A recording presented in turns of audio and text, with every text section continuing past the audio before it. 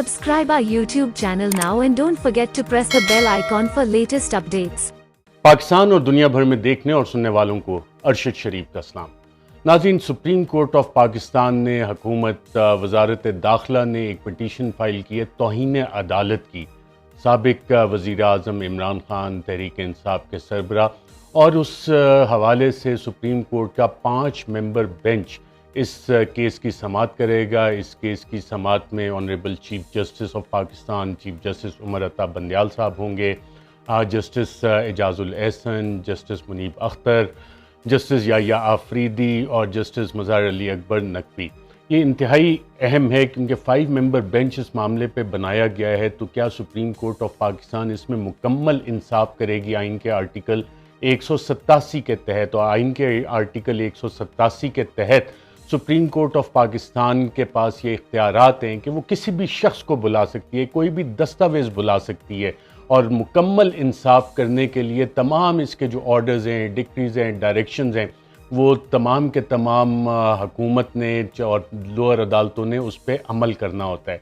ना सिर्फ ये, सुप्रीम कोर्ट ऑफ पाकिस्तान के पास जो इख्तियारात हैं आइन के आर्टिकल 190 के तहत, उसमें मुल्क की तमाम एग्जीक्यूटिव और जुडिशल अथॉरिटीज़ वो सुप्रीम कोर्ट का हुक्म मानने के पाबंद हैं। अब इतना 5 मेंबर बेंच जो तौहीन अदालत की समाअत करेगा, हुकूमत तो ये लॉन्ग मार्च रोकना चाह रही है, तहरीक इंसाफ ये लॉन्ग मार्च करना क्यों चाह रही है? मेरी नाज़रीन चंद वकला से बातचीत हुई, पाकिस्तान तहरीक इंसाफ के पास ऑप्शंस क्या हैं इसमें, और तहरीक इंसाफ ये लॉन्ग मार्च कर क्यों रही है? तो वकला ने कहा शायद ये सवाल भी तहरीक इंसाफ के वकला वहाँ पे एजिटेट करें और वहाँ पे क्या क्या चीज़ें आ सकती हैं मुकम्मल इंसाफ के लिए, तहरीक इंसाफ के पास क्या स्ट्रेटजी है, उस पर भी बात करेंगे। और honourable chief justice Umar Ata Bandial वो बुनियादी इंसानी हकूक़ उसका दिफा करने के लिए जो उनकी जजमेंट्स हैं, जब आप उनको पढ़ते हैं तो लैंडमार्क जजमेंट्स हैं। पाकिस्तान में जो कानून साजी हुई है, जो लोगों के जो भी केस उन तक पहुँचते हैं उनका दिफा होता है।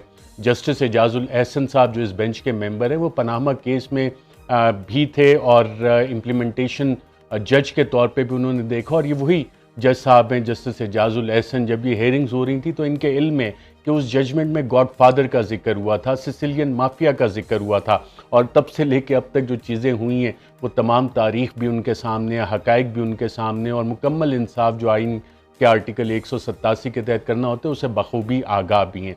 जस्टिस मुनीब अख्तर साहब बहुत ही लर्नेड जज हैं और ख़ास तौर पे जो प्रेसिडेंशियल रेफरेंस पे डिटेल्ड ऑर्डर इन्होंने लिखा, जिसमें उन्होंने ऑब्जेक्टिव रेजोल्यूशन का जिक्र किया, प्रीएम्बल टू द कॉन्स्टिट्यूशन का जिक्र किया, सियासी जमातों के बुनियादी हकूक़ के बारे में उन्होंने जजमेंट जो तफसीली लिखी, वो लॉ स्टूडेंट्स के लिए पढ़ने के लायक है कि उसमें कानून की इंटरप्रिटेशन कैसे होती है। ना सिर्फ ये, उसमें बुनियादी इंसानी हकूक़ के हवाले से जितनी उसमें मिसालें दी हैं, पिछली जजमेंट्स दी हैं जस्टिस मुनीब अख्तर ने, वो पढ़ने के लायक है।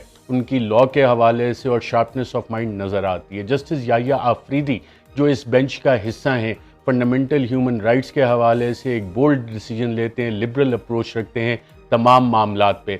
और जस्टिस मज़ार अली अकबर नकवी जब लाहौर हाई कोर्ट में थे, उन्हें पता है कि रियासती जबर और बर्बरियत क्या होती है, क्योंकि मॉडल टाउन का केस जब लाहौर हाई कोर्ट में थे जस्टिस मज़ार अली अकबर नकवी साहब, तो उनके सामने ही था। वो तमाम के तमाम इस बेंच का हिस्सा हैं।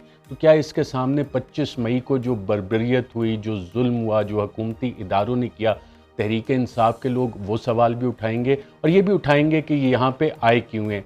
बतौर सहाफ़ी हम लोग भी ममनून हैं हमारी अदालतों के कि थोड़ी बहुत जो बोलने की आज़ादी अभी बची हुई है वो अदालतों की ही वजह से है कि कुछ ना कुछ फ्रीडम ऑफ प्रेस का जो दिफा है वो अदालतों की मरहून मिन्नत ही है।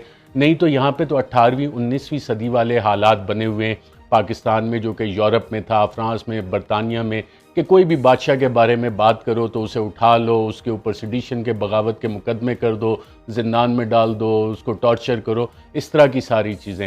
नाज़रीन, पीटीआई के जो वकला हैं उनके पास ऑप्शंस क्या क्या हैं, जो मेरी इस हवाले से कुछ वकला से बातचीत हुई वो मैं तफसील से सामने रखूँगा, क्योंकि इंतहाई अहमियत का हामिल ये केस है 5 मेंबर बेंच के सामने। क्योंकि अभी मुझे ख्याल आ गया कि 18वीं 19वीं सदी हम अपनी ही तारीख़ को उठा के देख लें तो इंसाफ के हवाले से अदले जहांगीरी बहुत मशहूर है। जहांगीर जो मुग़ल बादशाह था, उसने अपने महल के बाहर एक जंजीर लटका दी थी कि कोई भी शख्स اگر انصاف کا طلبگار، اب یہ جو میں واقعہ ناظرین سنا رہا ہوں اس کا نہ ہمارے عدالتی نظام سے کوئی تعلق ہے، نہ ہماری اسٹیبلشمنٹ سے کوئی تعلق ہے، اور آپ نے اس میں کوئی مثالیں نہیں ڈھونڈنی کہ کون کس سے کسی کو تشبیہ نہیں دینی. یہ پیورلی میں آپ کو لٹریری ایک واقعہ بتا رہا ہوں، تاریخ کا حوالہ دے رہا ہوں کہ اس نے جہانگیر نے وہ زنجیر لٹکائی ہوئی تھی اور کسی کو بھی انصاف چاہیے ہوتا تھا، وہ آتا تھا، زنجیر ہلاتا تھا، زنجیر بجتی تھی، بادشاہ سلامت کو پتہ لگتا تھا، تو اس کا جو بھی مسئلہ ہوتا تھا انصاف کا طلبگار. تاریخ یہ لکھتی ہے جو پبلک ریلیشنز جس حوالے سے ہوئی کہ جہانگیر نے بہت اچھا عدل کیا اور عدل جہانگیری اسی حوالے سے مشہور بھی ہے. لیکن اسی حوالے سے ناظرین شبلی نعمانی نے ایک بہت پیاری نظم لکھی جس میں کہ انصاف کا جو دوغلا پن تھا عدل جہانگیری کا وہ پتہ لگتا ہے کہ انصاف جو تھا جہانگیر کا، جہانگیر بھی کسی کے آگے بے بس تھا. اب جہانگیر کس کے آگے بے بس تھا وہ آپ جب یہ نظم سنیں گے، اور اس کی میں آپ کو تشریح تھوڑی سی کر کے بتاؤں گا، تھوڑا سا برداشت کیجیے کیونکہ اس کے آگے پھر ڈسکشن بہت امپورٹنٹ ہے. اور شبلی نعمانی صاحب کی یہ جو نظم ہے یہ پوری طرح آپ کو بتاتی ہے کہ نظام انصاف چلتا کیسے تھا جہانگیر کے دور میں. آج کے دور کی بات نہیں ہو رہی، جہانگیر بادشاہ کے دور کی بات ہو رہی ہے. تو شبلی نعمانی صاحب کی ناظرین جو نظم شروع ہوتی ہے، میں ساتھ ساتھ تشریح بھی کرتا جاؤں گا کیونکہ میری اردو بھی کچھ اتنی اچھی نہیں ہے، اور جو میرے سننے والے ہیں وہ اکثر کہتے ہیں کہ جی بہت مشکل الفاظ ہوتے ہیں کچھ آپ جب لٹریری حوالے دیتے ہیں. تو میں کوشش کروں گا جتنی میری تھوڑی بہت استطاعت ہے کہ اپنی قومی زبان میں وہ آپ تک پہنچانے کا پورا مطلب اس کا کریں. تو شروع ہوتی ہے ناظرین نظم شبلی نعمانی صاحب کی، کثر شاہی میں کہ ممکن نہیں غیروں کا گزر. ممکن نہیں ہے کہ بادشاہ کے دربار کے آس پاس سے، بادشاہ کے دربار میں کوئی غیر بندہ گزر جائے. آپ دیکھتے ہوں گے جگہ جگہ آج کل کے پاکستان میں بھی ہے کہ جہاں پہ بھی کوئی بادشاہ ہوتا ہے تو وہاں بڑی بڑی دیواریں ہوتی ہیں، بارڈ وائرز لگی ہوتی ہیں، بڑے بڑے دربان کھڑے ہوتے ہیں، آج کل ویپنز کے ساتھ کھڑے ہوتے ہیں مختلف جگہ پہ، عام آدمی کا وہاں سے گزر نہیں ہے.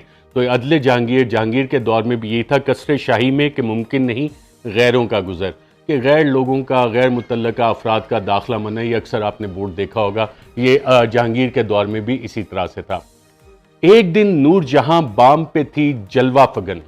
تو نور جہاں جہانگیر کی بیگم تھی، بہت محبت تھی اس کو. ایک دن بیلکنی پہ نور جہاں وہاں پہ آ گئی اور جلوہ فگن کوئی شامت زدہ راہگیر ادھر آ نکلا. اب کوئی آپ جیسا میرے جیسا قسمت کا مارا کوئی دن دیہاڑی کوئی کر کے گزر رہا تھا وہاں سے، تو وہ وہاں سے گزر گیا. کوئی شامت زدہ راہگیر ادھر آ نکلا، گرچہ تھی کیسر میں ہر چار طرف سے قدغن. اب جو بادشاہ کا محل تھا اس کے چاروں طرف جو تھا اسے سراؤنڈ کیا ہوا تھا. آبویسلی سیکیورٹی ریزنز ہوتے ہیں، اب تو سیکیورٹی کیمراز بھی ہوتے ہیں، سیکیورٹی گارڈز ہوتے ہیں، ویگو ڈالے ہوتے ہیں، کیو آر ایفز ہوتی ہیں، پروٹوکولز ہوتے ہیں، پولیس کے ڈالے ہوتے ہیں، وزیر وزراء آپ دیکھتے ہیں سارے، کہیں منسٹر انکلیو ہو گیا، کہیں اور اس طرح کی بلڈنگز ہو گئیں. تو یہ اسی طرح کے محلوں کے بارے میں لکھا ہوا ہے. اس وقت جہانگیر کے دور میں یہ تھا، گرچہ تھی کثر میں ہر چار طرف سے قدغن، غیرت حسن سے بیگم نے تمانچہ مارا. اب وہ غریب آدمی جو محنت کش آدمی جا رہا تھا اس نے دیکھا کہ یہ حسین ملکہ وہاں پہ کھڑی ہے، اس کی صرف نظر پڑی، ملکہ نے دے چانٹا مارا اس کو، غریب آدمی کو. خاک پہ ڈھیر تھا ایک کشتہ بے گور و کفن، اور اس کے بعد وہ گرا اور اس کے بعد اسے قتل کر دیا گیا. ساتھ ہی شاہ جہانگیر کو پہنچی جو خبر. اب یہ خبر بادشاہ جہانگیر تک بھی پہنچی. غیظ سے آ گئی ابروئے عدالت پہ شکن.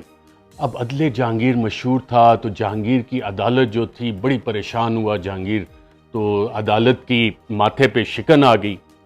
حکم بھیجا کہ کنیزان شبستان شہی جا کے پوچھائیں کہ سچ یا کہ غلط ہے یہ سخن. انہوں نے بلایا کنیزوں کو کہ جا کے ملکہ سے پوچھیں کہ یہ جو مجھ تک بات پہنچی ہے کہ تم نے راہگیر کو تھپڑ مارا اور اسے پھر قتل کروا دیا، کیا یہ بات صحیح ہے یا غلط ہے؟ تو جب کنیزیں گئیں تو نخوت حسن سے بیگم نے بصد ناز کہا، میری جانب سے کرو عرض بآئین حسن، ہاں مجھے واقعہ قتل سے انکار نہیں. تو کنیزیں جب آئی بڑے ناز و نخرے سے ملکہ نے کہا کہ ہاں جاؤ بادشاہ سلامت کو کہو کہ بالکل یہ قتل میں نے ہی کیا ہے اور ان کو بتاؤ. پھر ساتھ انہوں نے کہا یہ بھی جا کے بتاؤ کہ مجھ سے ناموس حیا نے یہ کہا تھا کہ بزن اس کی گستاخ نگاہی نے کیا اس کو ہلاک، کہ اس نے جو گستاخ نظر مجھ پہ ڈالی تھی، اس نے جو غلطی سے مجھے دیکھ لیا تھا، یہ مجھے گوارا نہیں آیا اور اس وجہ سے میں نے اسے قتل کیا. اس کا اس چیز سے کوئی تعلق نہیں ہے کہ اعظم سواتی نے آرمی چیف کے حوالے سے ٹویٹ کی اور انہیں رات 3 بجے اٹھا کے لے جا کے ٹارچر کیا گیا، برہنہ کر کے انہیں مارا گیا۔ اس طرح کی چیزیں نہیں ہیں، یہ عدل جہانگیر کے دور میں ہوتا تھا مغل بھائی۔ اب تو ہماری ایک ڈیولپڈ ڈیموکریسی ہے، آئین اور قانون کے تحت ہماری تمام چیزیں چلتی ہیں۔ کشور حسن میں جاری ہے یہی شرع کہن، مفتی دین سے جہانگیر نے فتویٰ پوچھا۔ مسئلہ آ گیا ہے کہ ملکہ نے قتل کر دیا ہے، بندہ مار دیا ہے، تو اب اس کا راستہ تو کوئی نکالنا ہے، اور راستہ نکالنے کے لیے بڑے وسائل ہوتے ہیں بادشاہ کے پاس۔ تو بادشاہ نے ایک مفتی دین عالم سے پوچھا کہ بتاؤ اس میں دین کیا کہتا ہے، حکم کیا ہے؟ کہ شریعت میں کسی کو نہیں کچھ جائے سخن۔ مفتی دین نے بے خوف و خطر صاف کہا، شرع کہتی ہے کہ قاتل کی اڑا دو گردن۔ جو بادشاہ جہانگیر نے اس مفتی سے پوچھا تو اس نے کہا جی شرع تو اس حوالے سے بڑی واضح ہے کہ جس نے قتل کیا ہے اس کی گردن اڑا دی جائے۔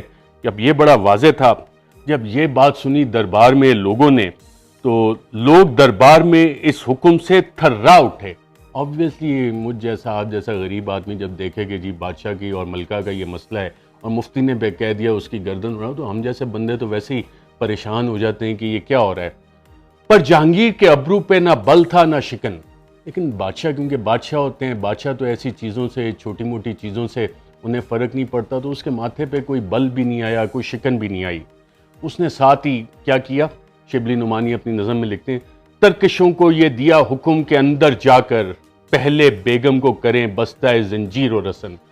حکم دیا اس نے اپنے غلاموں کو کہ جاؤ جا کے بیگم کو زنجیر میں باندھو، رسیوں سے باندھو، پھر اسی طرح اسے کھینچ کے باہر لائیں، اور جلاد کو دے حکم کے ہاں تیغ بزن، اور جلاد کو حکم دیا کہ تلوار تیز کرو۔ یہ وہی نور جہاں ہے کہ حقیقت میں یہ وہی نور جہاں ہے کہ حقیقت میں یہی تھی جہانگیر کے پردے میں شہنشاہ زمن۔ اچھا، اب جہانگیر کی جو بادشاہ چل رہی تھی، جہانگیر کے بارے میں مشہور یہ تھا کہ وہ شراب بہت پیتا تھا اور شراب کے نشے میں پڑا رہتا تھا دھت، اور اصل اس کی جو حکومت تھی وہ نور جہاں چلاتی تھی۔ اس سے کوئی تعلق نہیں ہے کہ پاکستان میں بہت سے کام ہماری اسٹیبلشمنٹ کرتی ہے اور اس کا نور جہاں والا کردار ہے، ایسی بات بالکل نہیں اگر آپ یہ سوچ رہے ہیں۔ اس کے آگے وہ کہتا ہے، اس کی پیشانی نازک پہ جو پڑتی تھی گرہ، جا کے بن جاتی تھی اور آ کے حکومت پہ شکن۔ اب ظاہری بات ہے، نور جہاں فیوریٹ ملکہ ہے جہانگیر کی، وہ جو بھی کہتی تھی وہ جا کے ہو جاتا تھا، حکومت اسی طرح سے چلتی تھی، اسی کی منشا کے مطابق چلتی تھی، اسی کے کہنے کے مطابق چلتی تھی۔ سامنے جہانگیر بادشاہ تھا، پیچھے نور جہاں حکومت چلا رہی تھی۔ کوئی تعلق نہیں ہے اس پس پردہ قوتوں سے۔ اب نہ وہ نور جہاں ہے، نہ وہ انداز غرور، نہ وہ غمزے ہیں، نہ وہ اربدائے صبر شکن۔ اب وہی پاؤں ہر ایک گام پہ تھراتے ہیں، جن کی رفتار سے پامال تھے مرغان چمن۔ اب آگے نور جہاں یہاں پہ پھنس گئی، اور جو اس کی حالت ہے وہ شبلی نعمانی شاعر یہاں پہ بیان کر رہا ہے کہ جس کو اتنا غرور تھا نور جہاں کو، اب وہ آ کے بری طرح سے پھنس گیا۔ اس سے میں آپ کو بار بار کہہ رہا ہوں، اس کا کوئی تعلق نہیں ہے ہماری اسٹیبلشمنٹ سے۔ نور جہاں جہانگیر کی بیگم تھی۔ تو آگے چل کے شاعر کہتا ہے، ایک مجرم ہے کہ جس کا کوئی حامی نہ شفیع، ایک بے کس ہے کہ جس کا نہ کوئی گھر نہ وطن۔ اب مجرم کا ظاہری بات ہے کوئی حامی نہیں ہوتا۔ نور جہاں نے حرکت ہی ایسی کی کہ اس وقت تو کوئی بھی اسے سپورٹ نہیں کر سکتا تھا، اور سبھی لوگ بڑے پریشان تھے، کسی نے اس کی حمایت نہیں کی۔ خدمت شاہ میں بیگم نے یہ بھیجا پیغام۔ اب یہ خفیہ پیغام رسانی جو ہوتی ہے، جو آج کل بھی چلتی ہے، آج کل کے دور میں، وہ اس دور میں بھی چلتی تھی۔ تو بادشاہ کو ایک خفیہ پیغام بھیجا گیا نور جہاں کی طرف سے۔ تو اس میں اس نے کہا کہ خون بہا بھی تو شریعت میں ایک امر احسن، کہ شریعت میں خون بہا دینے کی بھی تو اجازت ہے۔ اب بادشاہ کو یہ آئیڈیا بڑا پسند آیا، تو مفتی شرع سے پھر شاہ نے فتویٰ پوچھا۔ تو جہانگیر نے پھر پوچھا کہ بتاؤ اب اس پہ کیا، اس حوالے سے کیا فتویٰ ہے؟ تو آگے مفتی نے ظاہری بات ہے بتانا تھا۔ اس نے کہا کہ بولے جائز ہے رضامند ہوں گر بچہ و زن، کہ مقتول کے بچے یا بیگم اگر اس پہ رضامند ہوں تو بالکل خون بہا دیا جا سکتا ہے اس حوالے سے۔ تو وارثوں کو جو دیے لاکھ درم بیگم نے، سب نے دربار میں کی عرض کہ اے شاہ زمن۔ تو بیگم نے 1 لاکھ درم اس کے وارثوں کو دے دیے۔ اس کا شاہ رخ جتوئی والے کیس سے بھی کوئی تعلق نہیں ہے، وہ ایک ٹوٹلی ڈیفرنٹ کیس ہے، اس میں پتہ نہیں پیسے ملے نہیں ملے، یہ جہانگیر کے دور کی بات ہو رہی ہے ناظرین۔ تو دربار میں جتنے بھی لوگ تھے انہوں نے کہا کہ ہم کو مقتول کا لینا نہیں منظور قصاص، ہمیں قصاص نہیں چاہیے، ہمیں یہ خون بہانی چاہیے۔ دربار میں جتنے بھی لوگ موجود تھے انہوں نے یہ بات کی۔ قتل کا جو رک جائے تو ہے قتل کا حکم جو رک جائے تو ہے مستحسن۔ اب یہ ملکہ کو قتل نہیں کرنا چاہیے، ملکہ کو معاف کر دینا چاہیے، خون بہا اگر ادا ہو رہا ہے تو ہمیں تو وہ بھی نہیں چاہیے، آپ ملکہ کو معاف کریں۔ ہو چکا جبکہ شہنشاہ کو پورا یہ یقین، جب عدل جہانگیری کو یہ پورا یقین ہو گیا کہ نہیں اس میں کوئی شائبہ ہیلا و فن، کہ اس میں کوئی اب آر نہیں ہے، شرم نہیں ہے، لوگ بھی کہہ رہے ہیں، تو اٹھ کے دربار سے آہستہ چلے سوئے حرم، آرام سے اٹھے اور ملکہ کے حرم، ملکہ کے کمرے میں چلے گئے۔ تھی جہاں نور جہاں متقف بیت خزن، دفتن پاؤں پہ بیگم کے گرا، اور یہ کہا ایک دم نور جہاں کے پاؤں میں جا کے جہانگیر گر گیا، بادشاہ گر گیا ملکہ کے پاؤں میں، اور کہتا تو اگر کشتہ شدی آہ چیمی کردمن، تو اگر مر جاتی تو آہ میں کیا کرتا۔ یہ ناظرین عدل جہانگیری کی کہانی ہے، جو اس دور میں انصاف ہوتا تھا، جب طاقتور کسی کمزور کو قتل کر دے تو عدل جہانگیری بھی وہاں پہ آ کے بے بس ہو جاتا تھا۔ اب ناظرین واپس آتے ہیں اس اہم مقدمے پہ جس کی کہ سماعت یہ 5 ممبر بینچ کر رہا ہے، توہین عدالت، عدالت کی توہین۔ وزارت داخلہ نے کہا ہے کہ عمران خان کو لانگ مارچ سے روکا جائے۔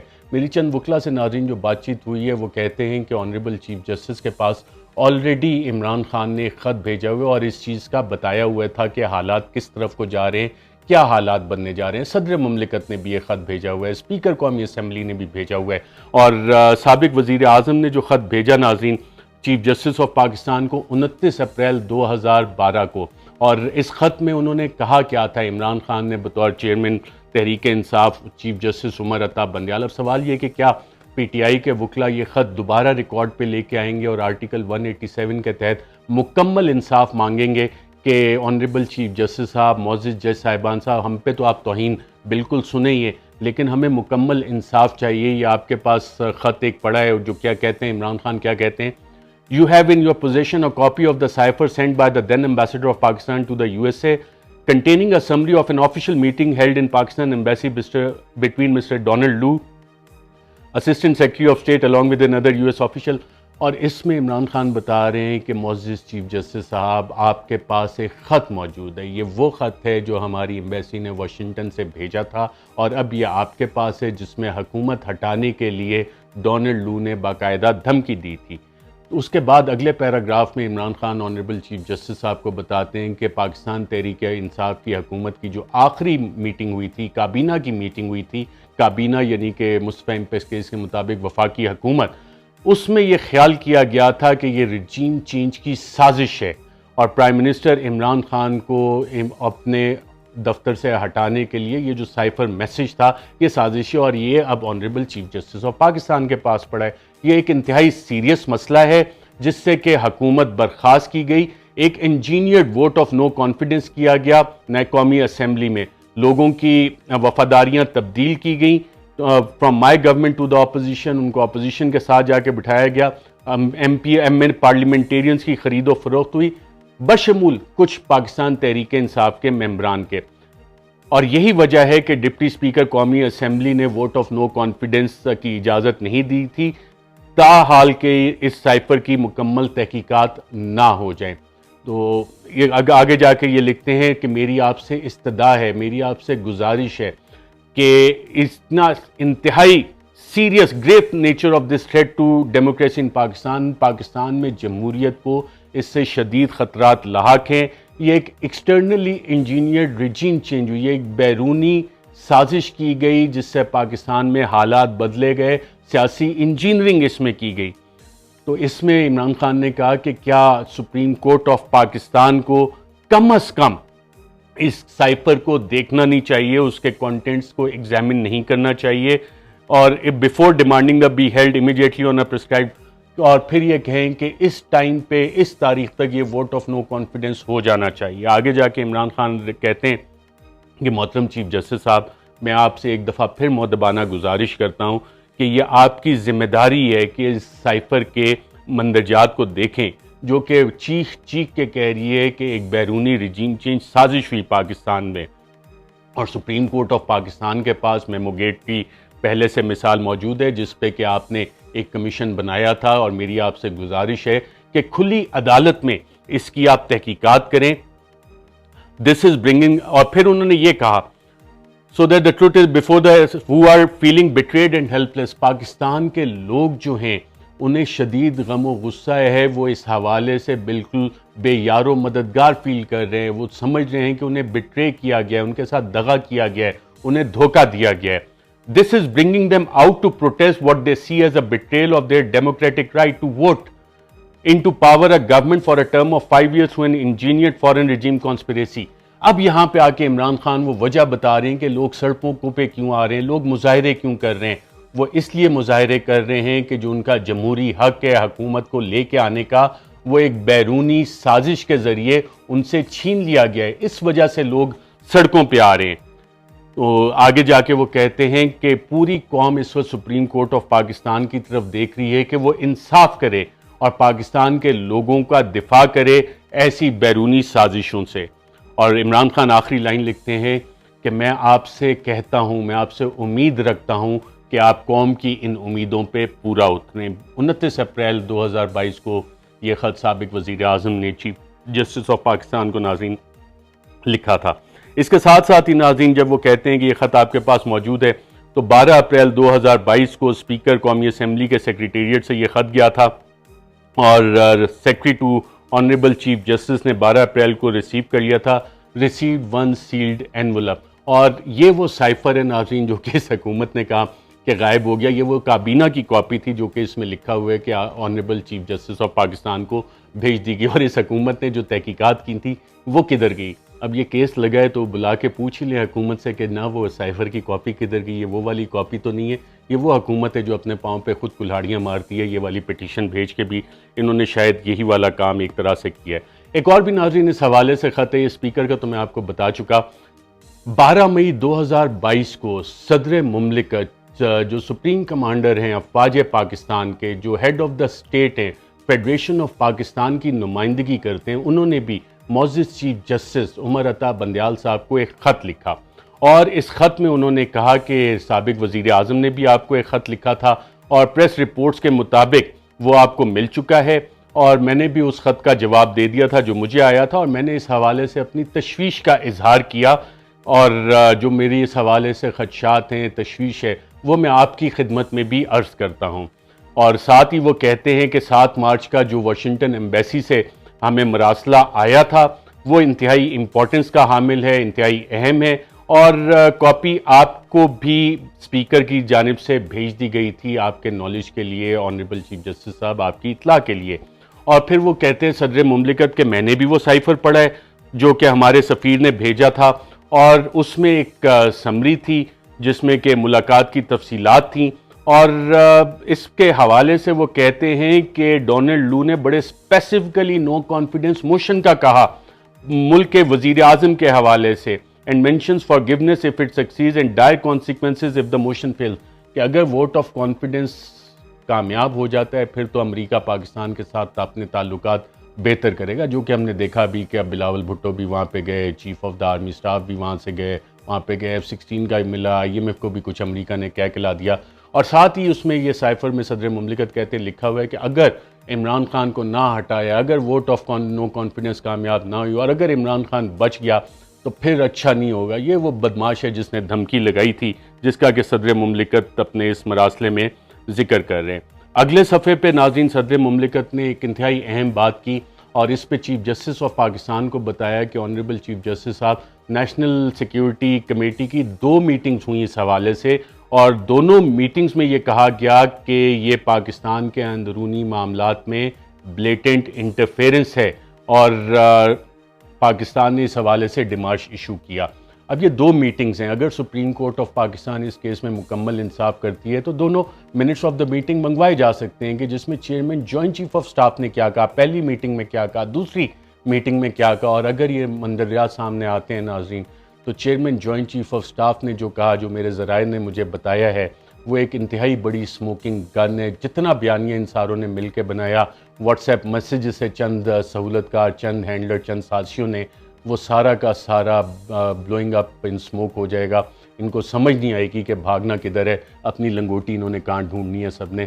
لیکن بات میں نور جہاں کا اور عدل جہانگیری کی مثال نہیں دوں گا، یہ بڑے سیریس معاملات ہیں. Mister honourable chief justice, threats can be, پھر انہوں نے بتایا ہے کہ جو دھمکیاں ہیں وہ سامنے بھی دی جا سکتی ہیں، چھپ چھپا کے بھی دی جا سکتی ہیں. اور سابق وزیر اعظم عمران خان نے اس حوالے سے بہت سیریس، سنگین قسم کی چیزیں اٹھائی ہیں، سنگین سوالات اٹھائے ہیں جن کے جوابات ضروری ہیں. اور پاکستان ایک غیور قوم ہے، ایک سوورن قوم ہے، اور people whose dignity has been deeply hurt, اور لوگوں میں اس وقت جو ان کی عزت نفس ہے اس کو مجروح کیا گیا ہے. اور یہ بہت ضروری ہے کہ اس ساری چیز کا ایک انالیسس کیا جائے، اس کی تحقیقات کی جائے، اور یہ معلوم کیا جائے کہ کس نے پلاننگ کی، کس نے اس کی پریپریشن کی، starting before or following the overt threat in the form of a possible conspiracy for regime change. میرے ملک میں اس حوالے سے کس نے کیا کیا چیزیں کی. اب اگر تو یہ نور جہاں والا مسئلہ ہے تو پھر تو آپ ناظرین سمجھ جائیں گے عدل جہانگیری والی مثال ہے. اور اگر آج کا ماڈرن ڈیموکریٹک ورلڈ ہے، کانسٹیٹیوشن اور آئین کے مطابق صدر مملکت کہہ رہے ہیں، سابق وزیر اعظم کہہ رہے ہیں، اس کے علاوہ 2 نیشنل سیکیورٹی کمیٹی کی میٹنگز ہو گئی، اسپیکر قومی اسمبلی ہو گئے، اسپیکر کی رولنگ ہے جو کہ باقاعدہ مختلف سپریم کورٹ کے فیصلوں میں اس حوالے سے ریپروڈیوس بھی ہوئی. پھر ساتھ ہی صدر مملکت کہتے ہیں اس حوالے سے پاکستان کی تاریخ جو ہے، اور بہت ساری چیزیں ہوئیں، اور اس میں پہلے وزیر اعظم لیاقت علی خان کو شہید کیا گیا، اگرتلہ کانسپیریسی ہوئی، ذوالفقار علی بھٹو نے بھی ایک خط لہرایا تھا اپنے خلاف ایک سازش کا، ضیاء الحق کا طیارہ بھی ہوا میں پھٹ گیا، اوجڑی کیمپ کا ڈیزاسٹر ہوا، ایبٹ آباد کا انسیڈنٹ ہوا، اور بہت ساری اس طرح کی چیزیں جو کہ انکنکلوسیو رہیں، سامنے نہیں آئی. اور پھر وہ کہتے ہیں کہ بعد میں جب ٹاپ سیکرٹ آرکائیوز کھلتے ہیں، ڈاکومنٹ ڈی کلاسیفائی ہوتے ہیں، تو پتہ لگتا ہے کہ اسموکنگ گن کون سی تھی، کس کے پاس تھی، اور سازشیوں کے اس حوالے سے پتہ لگتا ہے. But this happens later destinies have been significantly damaged by, اور یہ تب ہوتا ہے کہ جب تک ان ممالک میں ان غیر قانونی مداخلت کی وجہ سے بہت نقصان ہو چکا ہوتا ہے. ہم دیکھ رہے ہیں ناظرین پچھلے 6 ماہ میں ہمارے ملک کا کتنا نقصان ہو چکا ہے. اور اس کے بعد انہوں نے کچھ مثالیں دی ہیں. ایران کے وزیر اعظم مصدق کی 1953 کے میں جو کچھ ان کے ساتھ ہوا، اور پھر سی آئی اے نے جو ڈاکومنٹس کلاسیفائی کیے، اس سے پتہ لگا کہ ریجیم چینج آپریشن میں باقاعدہ وہاں پہ فوج کو ساتھ ملایا گیا تھا، جنرل فضل اللہ زاہدی کو ملایا گیا تھا، اپوزیشن کو ملایا گیا تھا، میڈیا کو کنٹرول کیسے کیا گیا تھا، مصدق کو اینٹی آرمی پورٹرے کیا گیا تھا، اینٹی اسلام پورٹرے کیا گیا تھا. وہی پلے بک جو کہ عمران خان پہ اب ریجیم چینج کے چند سازشیوں، چند سہولت کاروں نے، چند ہینڈلرز نے کرنے کی کوشش کی. اس کے ساتھ ہی انہوں نے 1973 میں چلی کی بھی مثال دی، اور پھر یہ بتایا کہ سرکمسٹینشل ایویڈنس تھا، لیکن جب یہ ڈاکومنٹ ڈی کلاسیفائی ہوئے 2000 میں تو تب پتہ لگا. ساتھ ہی صدر مملکت کہتے ہیں کہ محترم چیف جسٹس صاحب، آپ سے بہتر یہ کون جانتا ہوگا کہ سازشی کے ہاتھ میں ایک دھواں دیتی ہوئی بندوق ہے.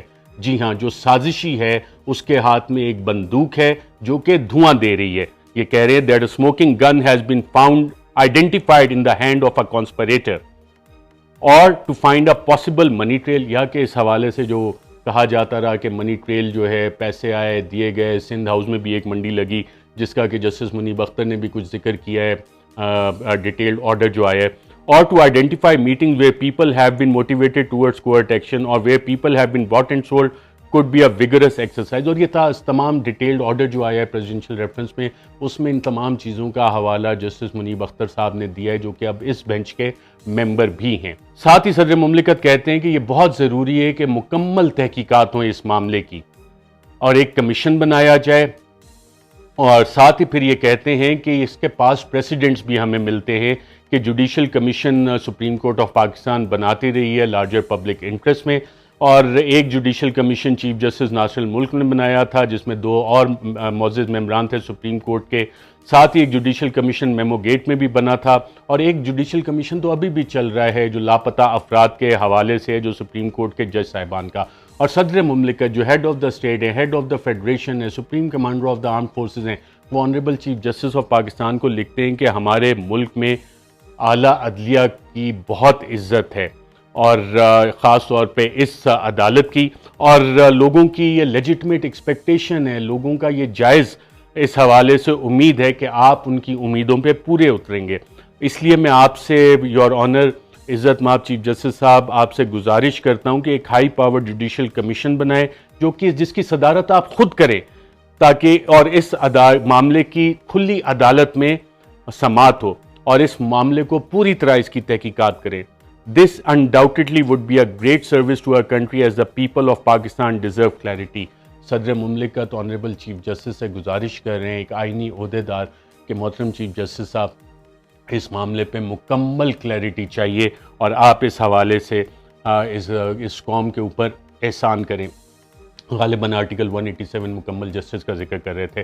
اسی حوالے سے ناظرین جو ایک ہیومن رائٹس وائلیشن ہوئی ہے 17 اکتوبر کو سینیٹرز پاکستان تحریک انصاف کے، انہوں نے بھی معزز chief justice of Pakistan honourable chief justice Umar Ata Bandial کو ایک خط لکھا ہے اور اعظم سواتی کا حوالہ دیا ہے کہ اعظم سواتی جو کہ ایک سینیٹر ہیں، ایک پارلیمنٹیرین ہیں، ان کو اٹھایا گیا، ان کے پہ تشدد کیا گیا اور پھر ان کو باقاعدہ انٹیلیجنس ایجنسیز کے حوالے کر دیا گیا کیونکہ انہوں نے آرمی چیف کے حوالے سے ایک ٹویٹ کر دی تھی۔ تو آنریبل چیف جسٹس صاحب سے انہوں نے بھی مطالبہ کیا ہے تمام سینیٹرز نے کہ بنیادی انسانی حقوق کی خلاف ورزی ہوئی ہے اور آپ بطور چیف جسٹس آف پاکستان آئین کے آرٹیکل 184(3) کے تحت اس معاملے کا نوٹس لیں۔ تو کیا پاکستان تحریک انصاف کے جو وکلاء ہیں جب یہ پیش ہوں گے یہ خط بھی آنریبل چیف جسٹس کے ساتھ رکھیں گے کہ اس کو بھی اسی پٹیشن کے ساتھ سن لیں کہ پچھلے 6 ماہ میں جب سے یہ رجیم چینج کانسپیریسی ہوئی ہے اور جو حالات اب بن رہے ہیں، جو لوگوں کا غم و غصہ ہے، یہ عمران خان پہلے بھی اس عدالت کے نوٹس میں معزز چیف جسٹس صاحب لا چکے۔ نہ صرف یہ صحافیوں کے ساتھ جو کچھ ہوا، انتہائی ادب کے ساتھ محترم چیف جسٹس صاحب میں بھی آپ سے گزارش کرتا ہوں کہ میں نے بھی آپ کو ایک خط لکھا تھا اور یہ خط جب میں نے آپ کو لکھا تھا اس کی جو تاریخ ہے وہ تاریخ ہے معزز چیف جسٹس صاحب 12 جولائی 2022 اور اس پر جو رجسٹرار تھے یہ ریسیو بھی ہوا تھا اور سپریم کورٹ رپورٹر ایسوسی ایشن کے جو صدر ہیں انہوں نے مجھے بتایا کہ آپ کے دفتر میں انہوں نے یہ ڈیلیور بھی کر دیا تھا۔ اور اس خط میں میں نے آپ کو معزز چیف جسٹس صاحب کو ناظرین بتایا تھا اور یہ میں آپ کے سامنے اس خط کا یہ عکس رکھ رہا ہوں کہ میرے پاس انتہائی معتبر ذرائع سے یہ معلومات آئی ہیں کہ کچھ شرپسند عناصر انہوں نے مجھے جعلی مقدموں میں ملوث کرنے کا پلان بنایا ہے، نہ صرف مجھے دیگر صحافیوں کو بھی انہیں اغوا کرنے کا، ان کو جبری طور پہ گمشدہ کرنے کا یا انہیں مارنے کا، اور یہ پلاننگ کی ہے چند شرپسند عناصر نے۔ معزز چیف جسٹس صاحب یہ میں نے آپ کو 12 جولائی کو یہ خط آپ کو بھیجا تھا اور اس میں نے استدعا کی تھی کہ مجھے انصاف چاہیے اور مجھے عدالت کی پروٹیکشن چاہیے، اور میں نے اس میں نام کیا لکھے تھے معزز چیف جسٹس صاحب، اس کے بعد آپ خود دیکھ لیں کہ یہ واقعات ہوئے اور ابھی بھی جو بچت ہوئی ہے ہم آپ کے شکر گزار ہیں کہ عدالتوں نے، لوئر جوڈیشری نے، ہائی کورٹس نے انصاف فراہم کیا، لیکن آپ کے پاس بھی یہ پڑا ہے مکمل جسٹس کے لیے۔ اور اس میں نے کہا تھا کہ یہی پلاننگ جن اور صحافیوں کے بارے میں کی گئی ہے اس میں عارف حمید بھٹی کا نام میں نے لکھا۔ عارف حمید بھٹی کو کن حالات میں جبری طور پہ آف ایئر کیا گیا، وہ بھی معزز چیف جسٹس صاحب عارف حمید بھٹی کو بلائیں، زبیر چٹھا کو بلائیں، پوچھیں ان سے کہ کیوں انہوں نے آف ایئر کیا اور عدالت میں حلف لے کے یہ بیان دیں۔ عمران ریاض خان، ہم آپ کے شکر گزار ہیں معزز چیف جسٹس صاحب اور عدلیہ کے کہ جتنے بھی بوگس جعلی کیسز ہوئے تھے وہ عدلیہ میں کہیں بھی نہیں ہوئے اور عدلیہ سے انہیں انصاف ملا، لیکن ابھی بھی انہیں ہراساں کرنے کا سلسلہ جاری ہے۔ اور یہ میں نے 12 جولائی کو بتایا تھا آنریبل چیف جسٹس صاحب سمیع ابراہیم، ان کے دفتر کے باہر ان کے اوپر حملہ ہوا۔ صابر شاکر، اس کو جو دھمکیاں ملی اسے ملک چھوڑ کے میری طرح نکلنا پڑا۔ Siddique Jan, doctor Moeed Pirzada, Jameel Farooqui and few others. Jameel Farooqui کے ساتھ آنریبل چیف جسٹس صاحب جو کچھ ہوا ان کے ساتھ بھی وہی ہوا کہ برہنہ کر کے ان کو تشدد کیا گیا، اور کس بات پہ کہ انہوں نے ڈاکٹر شہباز گل پہ جو تشدد تھا اس حوالے سے ایک ٹویٹ کی تھی اور اس کے بعد ان کے ساتھ بھی وہی سلوک کیا گیا۔